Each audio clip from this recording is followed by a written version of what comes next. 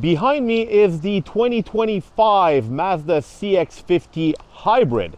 That last part of information is very important because the Hybrid is new for 2025. It's actually the first time that Mazda integrates hybrid propulsion to its compact SUV lineup, because the CX-50 as well as the CX-5 did not offer hybrid technology.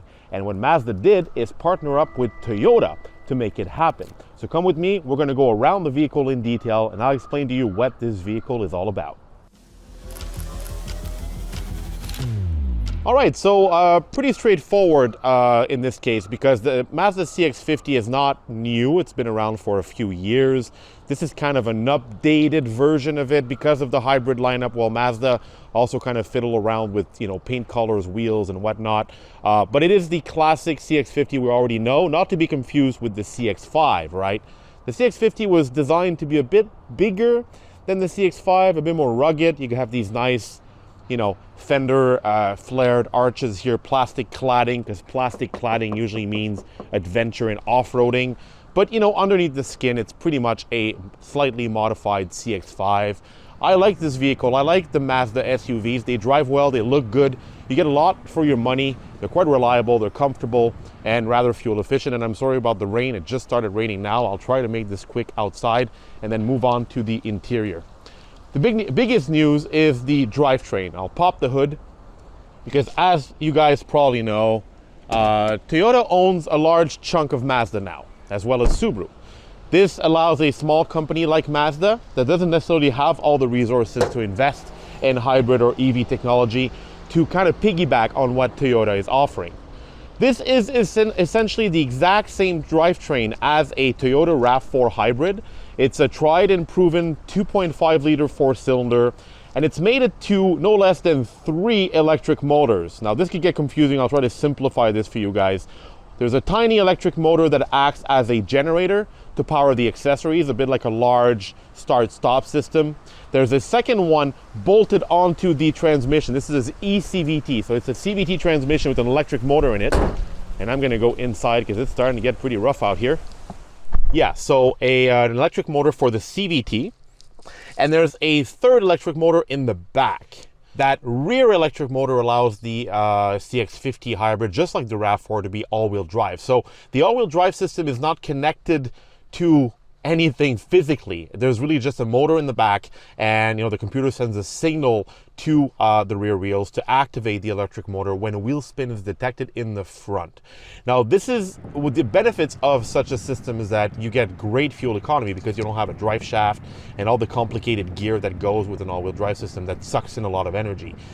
It makes it a lot more fuel efficient. The downside, which I actually witnessed in winter, is that it's not going to be as effective in, let's say, a large, in a snowstorm, or when you're trying to drive through a snowbank like it would with a mechanical system. And the reason it's pretty simple is because it's all electronically controlled. There's a pretty intrusive traction control system that you can't really turn off from that motor. So what that's going to do is that it's going to prevent wheel spin in really, really harsh conditions. But in the wet, on ice, where most people will be driving these things, it is totally fine. Okay, so speaking of fuel economy, I want to bring your attention to the fuel economy I'm averaging right now.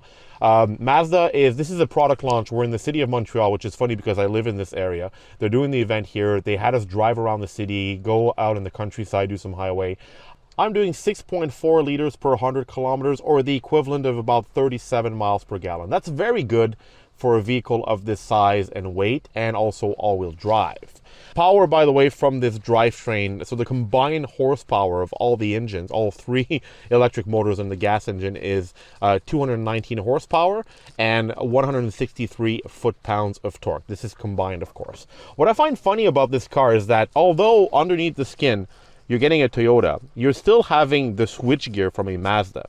For instance, you got the traditional, transmission, because the Mazda CX-50 comes with a good old 6-speed automatic transmission, and that allows you to put it down in, let me just turn it on here. That allows you to put it in drive, but then to sport. And then when you're in sport, you can shift manually using the shifter right here.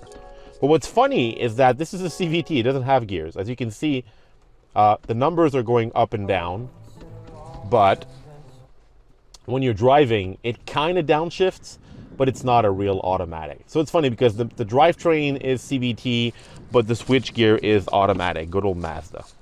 There are a lot of things that I like about this car. First of all, the build quality is absolutely excellent.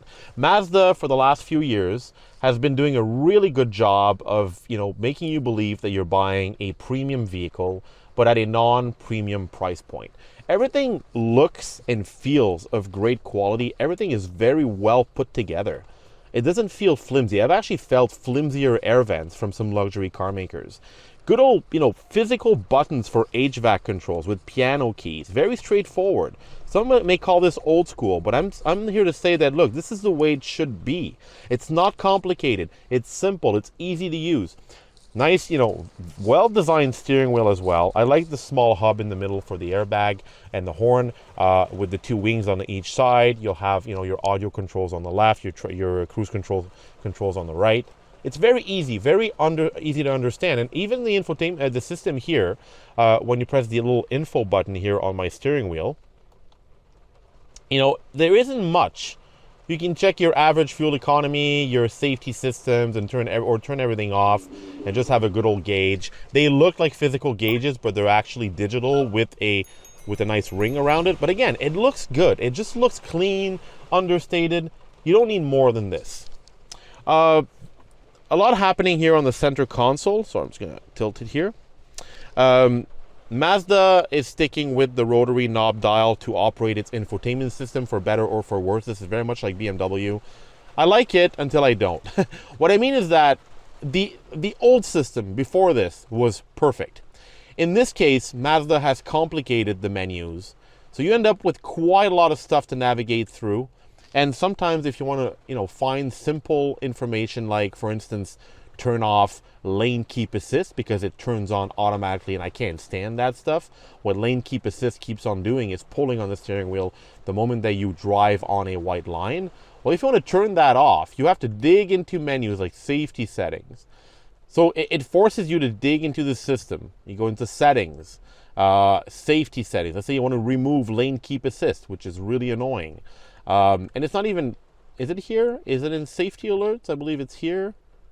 Yeah, so lane departure warning. I had it off, but you got to go back in there and turn it off each time. It's just a lot of steps. A lot of steps that could have been replaced by a button or just like a quick key here on the infotainment system.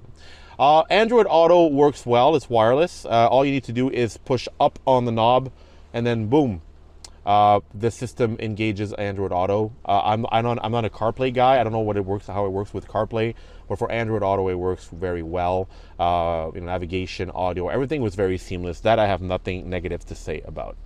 There's still something very odd about this system. When you're using Android Auto, you can use touch controls.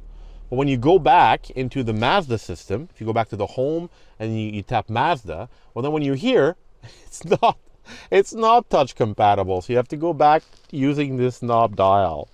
That's kind of a letdown. And again, it's forgivable because Mazda's it's not a big car maker. They don't have the resources to develop these crazy advanced infotainment systems like Hyundai, for instance. But come on, Mazda, give me touch controls.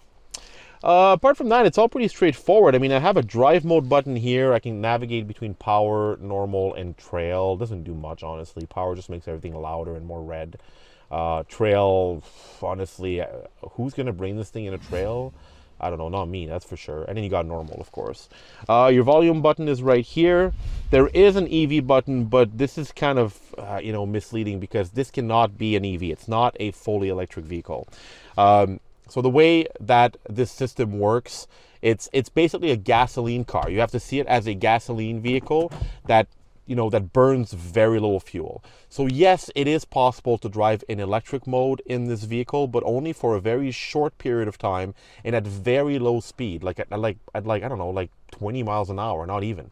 It'll be great for creeping like in a parking lot or when you're in stop and go traffic. When you stop at a red light, the vehicle doesn't burn any gasoline. The electric motors are really there to assist the gasoline engine into reducing fuel economy. And as you saw, 37 mpg for a compact to mid-size SUV with all-wheel drive, that's pretty decent.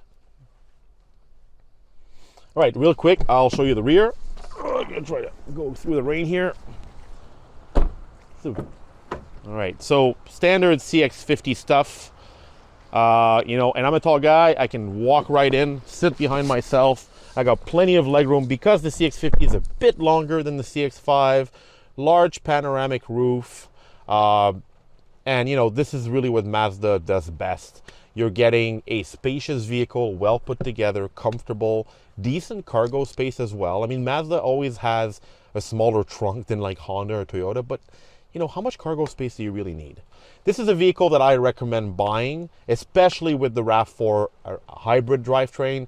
The RAV4 hybrid drivetrain had some problems in the early years because of a weird corroding cable in the back, but they fixed that. They recalled the crap out of it. They made it a lot better. They've improved all the faults, and now there are literally no problems with this drivetrain. So you're buying a Mazda, which is reliable, powered by a Toyota hybrid engine. You're getting the reliability from both Toyota and Mazda, the build quality, the comfort, the look, the handling, the dynamics of this thing. This thing is actually pretty fun to drive, but you're also getting the fuel economy from the RAV4 hybrid. So it really is a no-brainer vehicle.